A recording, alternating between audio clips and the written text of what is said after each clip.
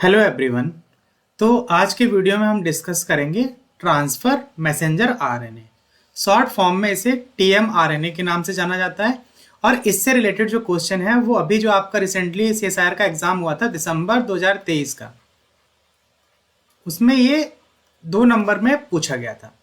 तो चलिए हम देखेंगे कि कैसे ये मैकेनिज्म हो रही है और टीआरएनए का रोल क्या है। तो सबसे पहले आपके लिए क्वेश्चन है कि जैसे कि आपको पता है जो एमआरएनए का जब ट्रांसलेशन स्टार्ट होता है तो एमआरएनए में एक 5 प्राइम एंड होता है और एक 3 प्राइम एंड होता है।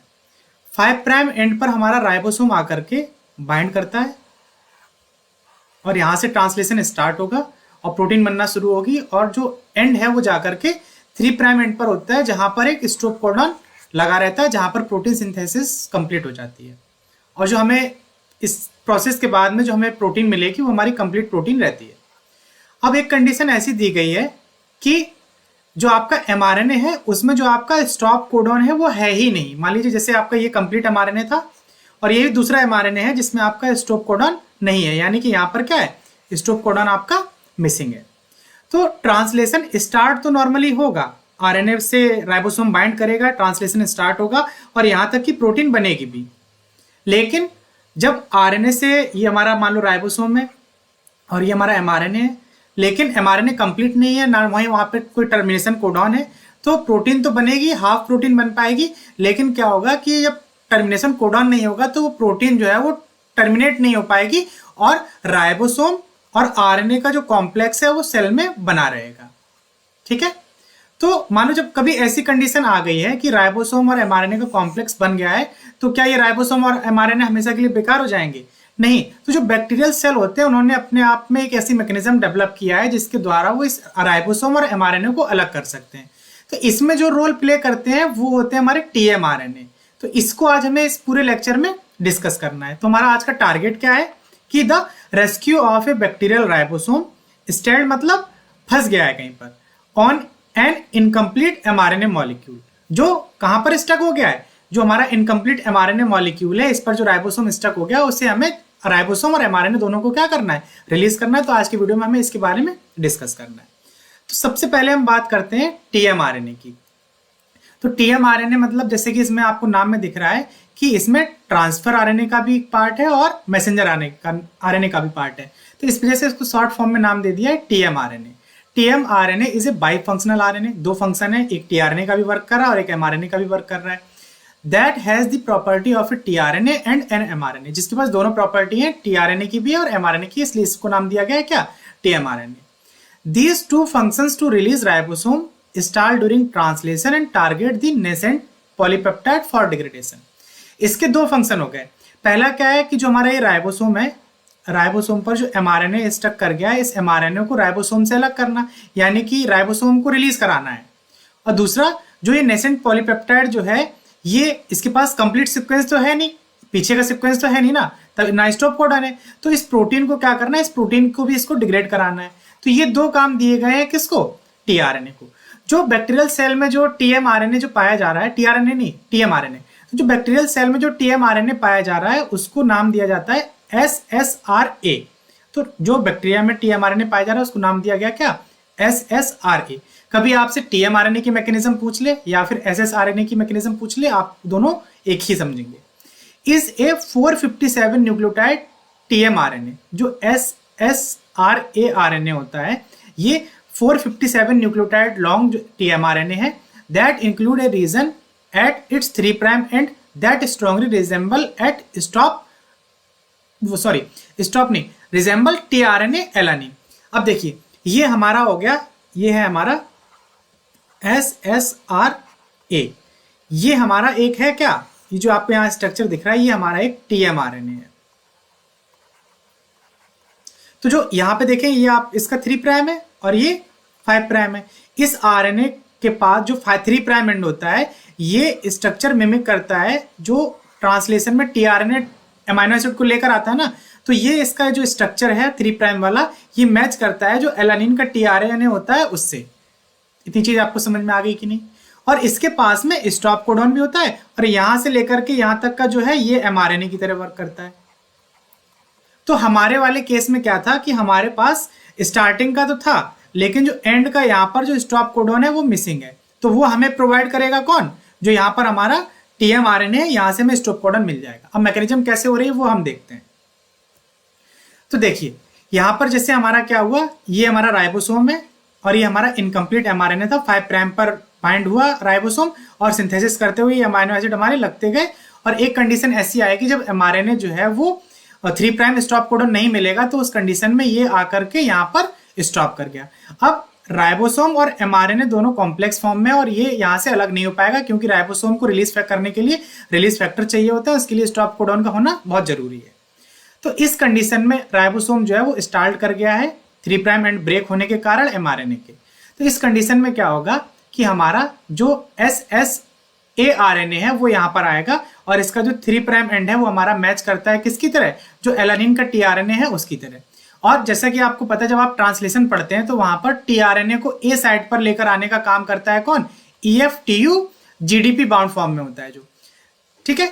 तो यहां पर आप देखिए क्या हुआ, this similarly allow the SSARNA to charge with alanine and to bind EFTU GTP।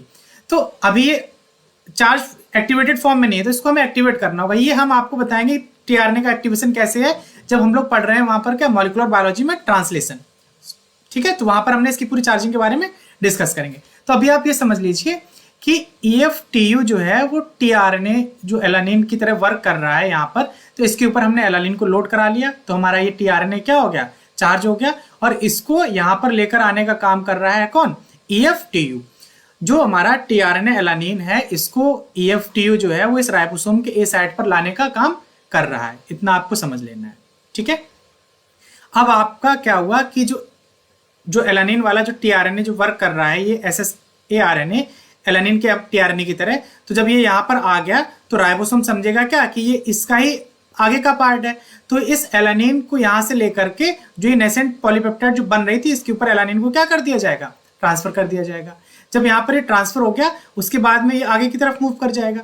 तो आप देखिए जैसे यहाँ पर टीआरएनए से अमीनो एसिड इधर ट्रांसफर हो गया तो जो EFTU जो आया था वो यहाँ से क्या हो जाएगा, EFTU रिलीज हो जाएगा। ये चीज आपको समझ में आ गई कि नहीं। और जो इसके आगे का जो सीक्वेंस था वो एज ए mRNA की तरह वर्क करने लगेगा। तो यहाँ पर एक के बाद एक करके अमीनो एसिड आने लगेंगे और वो इस पॉलीपेप्टाइड में यहाँ पर जुड़ने लगेंगे। एलानिन आएगा, फिर मान लो एस्पराजीन आ गया, इसके बाद कोई और अमीनो एसिड आ गया, तो ये धीरे धीरे ट्रांसलोकेशन आगे की तरफ चलता रहेगा और हमारी जो प्रोटीन है वो इलोंगेट होती रहेगी। तो यहाँ पर हमने थ्योरी में जो पॉइंट लिखे हुए उनको भी जरा देख लेते हैं। तो जो EFTU है उसने जो हमारा SSARNA था उसको यहाँ पर ये लेकर आया ए साइड पर। उसके बाद जो EFTU क्या है, तो EFTU इलोंगेशन फैक्टर है प्रोकैरियोट्स में जो अमीनो एसिड टीआरएनए को लेकर आता है कहाँ पर, ए साइड पर। जो EFTU है वो एक G प्रोटीन है and facilitate the selection and binding of an amino acid tRNA to A side of ribosome. जो राइबोसोम के ए साइड पर अमीनो एसिड को लेकर आने का काम करता है। The SSRA alanine EFTU GTP complex bind to A site of the ribosome. देखिए यहाँ पर जो बाइंडिंग होती है अभी ये इनएक्टिव फॉर्म में, जब ये एक्टिव फॉर्म में आएगा तो इसका GDP जो है वो GTP से रिप्लेस किया जाएगा, तब ये एक्टिवेटेड फॉर्म में होगा। और जब ये यहाँ से रिलीज होता है तो GTP को वापस GDP में कन्वर्ट कराते हैं और ये यहाँ से रिलीज होता है। इसको डिटेल में हम समझेंगे जब हम ट्रांसलेशन पढ़ेंगे वहां पर। अभी आप TMRNA पर फोकस करिए। तो the SSRA alanine EFTU GTP complex bind to A side, जो GTP बाइंड फॉर्म में था ये ए साइड पर बाइंड किया and participate in the peptidyl transferase. Peptidyl transfer मतलब ये अमीनो एसिड जो एलानिन लेकर आया ये यहाँ पर ट्रांसफर हो गया, इन दोनों के बीच में क्या होगा, बॉन्ड बन जाएगा as would any other tRNA. तो इसने जो हमारा जो TMTRNA था इसने इसकी तरह वर्क किया जैसे कोई नॉर्मल टीआरएनए आता है और वर्क करता है। Translocation of the peptidyl SSRA result in the release of the broken mRNA.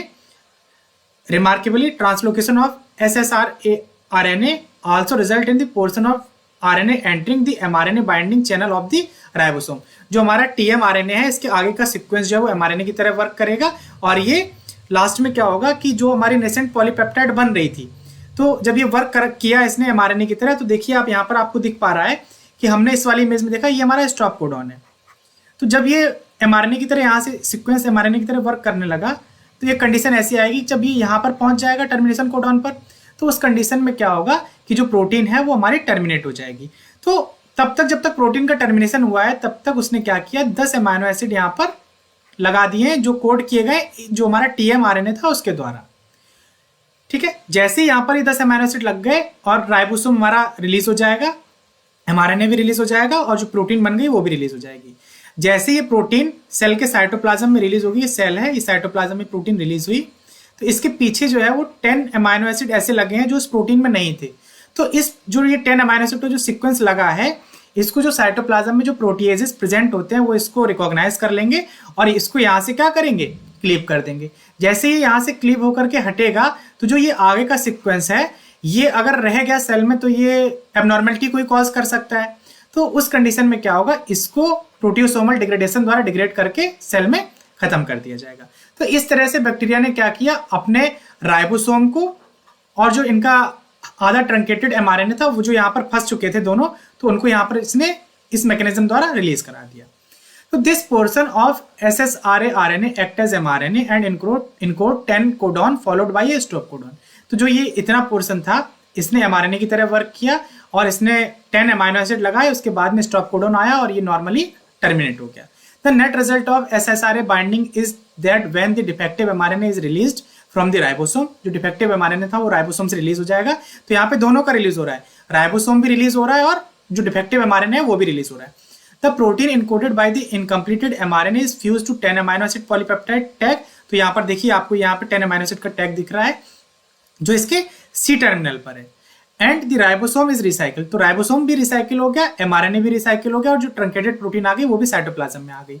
Interestingly क्या होगा कि जो 10 अमाइनो एसिड का जो टैग लगा है वो रिकॉग्नाइज किया जाएगा सेलुलर प्रोटीन्स द्वारा और वो इसको यहाँ पर क्लीव कर देंगे। Degrade the tag and truncated polypeptide to which is attached, thus translation produce arising from broken mRNA are rapidly cleared to prevent these defective protein from harming the cell। तो जो यहाँ पर ये प्रोटीन डिफेक्टिव बनी है इसको cell जो है वो डिस्ट्रॉय कर देगी ताकि सेल को कोई हार्म ना हो। तो ये आपने देखा कि किस तरह से जो ट्रंकेटेड mRNA की वजह से राइबोसोम और mRNA दोनों फंस गए थे, तो उसको बैक्टीरिया ने कितनी ही चालाकी से उनको राइबोसोम और mRNA को रिलीज कराया। अब हम आगे बढ़ते हैं। तो यहाँ पर वही सब कंडीशन लिखी हुई है, तो आप इसको एक बार रीड कर लीजिएगा, इसमें ऐसा कोई खास नहीं है। अब आप देखिए यहाँ पर कि एक कंडीशन ये आ रही है कि how does SSRNA bind only to stalled ribosome. कैसे जो SSRNA यानी कि TMRNA है इसको कैसे पता चला कि हमें जो स्टार्ल्ड mRNA जो स्टार्ल्ड राइबोसोम है यानी कि ट्रंकेटेड mRNA है वहीं पर जाकर के बाइंड करना है। तो आप इस वाली इमेज में देखिए, यहां पर देखिए आपको दिख रहा है कि जब ये हमारा जो mRNA था वो P साइड पर पहुंच गया तो यहां पर A साइड पर कुछ स्पेस बच रहा है। तो यहां पर उतना ही स्पेस बचता है कि जिसमें हमारा जो TMRNA है वो इसका ये पोर्शन आकर के आ सके, इतनी ही जगह है जिसमें ये रीजन आ सकता है। जब नॉर्मल mRNA होगा तो यहाँ पर एंट्री नहीं ले पाएगा, लेकिन जब हमारा ट्रंकेटेड mRNA है तो ये रीजन देखो यहाँ पर आसानी से क्या कर गया है, एंट्री ले लिया है। तो ट्रंकेटेड mRNA की वजह से वहां पर उतना स्पेस अवेलेबल है जिसकी वजह से जो हमारा TMRNA है वो वहां पर एंटर कर पा रहा है। तो इसका आंसर यहाँ पर देखिए, because of the large size of SSRNA, जो SSARNA होता है हमारा जो TMRNA होता है वो नॉर्मल tRNA से 4 गुना ज्यादा साइज होता है इसका। तो इसकी वजह से नॉर्मल कंडीशन जब रहेगी तो ये वहां पर एंटर नहीं कर पाएगा, लेकिन जब हमारा ट्रंकेटेड mRNA मिल गया है जिसमें स्टॉप कोडन नहीं है तो उस कंडीशन में क्या होगा, वहां पर स्पेस ज्यादा है तो हमारा ये वहां पर आसानी से क्या कर पाएगा, एंट्री कर पाएगा। It can not bind to A side during normal elongation, in contrast when 3' end of mRNA is missing. जब mRNA का 3' एंड मिसिंग है यानी कि उसका स्टॉप कोडन नहीं है, additional room is create in the A side to accommodate the large RNA। तो वहां पर इसको एक्स्ट्रा स्पेस मिल पाता है जिसमें जाकर के TMRNA वहां पर फंस सकता है और अपना आगे जो काम है वो कर पाएगा। Thus only ribosome installed at or very near the 3' end of an mRNA or binding site of SSRA-RNA has recently been revealed to be target of one or the drug used in the combination treatment of therapy tuberculosis। अभी देखो recent discovery में पाया गया है कि जो SSARNA यानी कि जो TMRNA है इसका जो ट्यूबरक्लोसिस की जो ड्रग टारगेटिंग है वहां पर इसका यूज किया जा रहा है। तो उसको हम फर्दर किसी नेक्स्ट लेक्चर में डिस्कस करेंगे।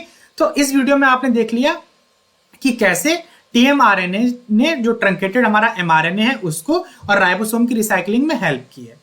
अब देखिए यहां से सीएसआईआर के एग्जाम में जो क्वेश्चन आया था वो कुछ इस प्रकार है। इसमें पूछा गया है which one of the following function is not facilitated by tmRNA. TmRNA को हम क्या बोल सकते हैं, एसएसएआरएनए भी बोल सकते हैं। ठीक है, ये हमारा क्या है, टीएमआरएनए। तो इसमें पूछा गया है कि कौन सा फंक्शन जो है वो टीएमआरएनए नहीं कर रहा है।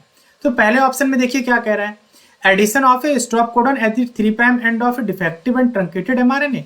कह रहा है कि जो हमारा ट्रंकेटेड एमआरएनए था तो ये इसका स्टार्ट कोडन था और इसमें स्टॉप कोडन मिसिंग था। ठीक है, तो कह रहा है कि जो टीएमआरएनए इसने क्या किया, यहाँ पर टर्मिनेशन कोडन यानी कि जो हमारा स्टॉप कोडन है वो लगा दिया। वो हमारा यूएजी हो सकता है, यूजीए हो सकता है, सॉरी यूजीए हो सकता है और यूए हो सकता है। तो इसने बोला कि जो टीएमआरएनए था उसने ट्रंकेटेड एमआरएनए की लास्ट पोजीशन पर ये तीनों कोडन में से कोई एक कोडन लगा दिया है। तो उसने तो भाई कोई कोडन लगाया ही नहीं है। जो टीएमआरएनए है उसका ही पार्ट जो है वो आगे जो टर्मिनेशन कोडन था वो एक्ट कर रहा है एज ए स्टॉप कोडन। तो इसने लगाया नहीं है, इसमें बोला है कि एडिशन कर दिया है। तो पहला स्टेटमेंट हमारा क्या हो गया, गलत हो गया। बाकी के स्टेटमेंट को हम चेक कर लेते हैं। तो addition of a proteolysis inducing tag at carboxy terminus of unfinished polypeptide. तो कह रहा है कि जो अनफिनिश्ड यानी कि कुछ अमाइनो एसिड जैसे यहाँ पे देखिए बने थे, तो कुछ जो हमारे अमाइनो एसिड इस प्रोटीन में लगे थे, उसके बाद इसने क्या किया, यहाँ पर एक टैग लगाया है जो सी टर्मिनस पर है। तो हाँ, ये ऑप्शन हमारा क्या है, करेक्ट है। इस ऑप्शन में देखिए क्या बोला गया, addition of a proteolysis inducing tag at carboxy terminus of unfinished polypeptide. तो हाँ, ये स्टेटमेंट हमारा करेक्ट है। Release of defective and truncated mRNA from ribosome. तो हाँ, जो राइबोसोम और एमआरएनए दोनों स्टक कर गए थे, ये राइबोसोम है और ये ट्रंकेटेड एमआरएनए है। तो इनको रिलीज करने का काम किया किसने, जो हमारा टीएमआरएनए था। तो ये स्टेटमेंट भी हमारा क्या है, करेक्ट है। रिसाइकलिंग द स्टार्ट राइबोसोम, जो राइबोसोम स्टक कर गया था उसको भी रिलीज करने का काम किया या रिसाइकिल करने का काम किया। तो हाँ, तो ये स्टेटमेंट भी हमारा क्या है, करेक्ट है। तो पहला स्टेटमेंट हमारा गलत है, बाकी के 3 स्टेटमेंट हमारे क्या है, करेक्ट है। तो ये क्वेश्चन 2 नंबर में पूछा गया था सीएसआईआर के दिसंबर एग्जाम में। अगर ये वीडियो आपको पसंद आया हो तो इसे लाइक करिए। अगर अभी तक आपने चैनल को सब्सक्राइब नहीं किया हुआ तो चैनल को सब्सक्राइब कर लीजिए ताकि आने वाले वीडियोस की नोटिफिकेशन आपको मिलते रहे। अगर इस वीडियो में अभी भी आपको कोई चीज नहीं समझ में आई है तो टेलीग्राम ग्रुप का लिंक जो है वो वीडियो के डिस्क्रिप्शन में दिया हुआ है, वहां जाकर के आप ग्रुप को ज्वाइन कर सकते हैं। आपकी जो भी क्वेरीज है वो वहां पर आकर के डिस्कस कर सकते हैं। इसी तरह से और अधिक जानकारी के लिए हमारे साथ जुड़े रहिए। तब तक के लिए धन्यवाद।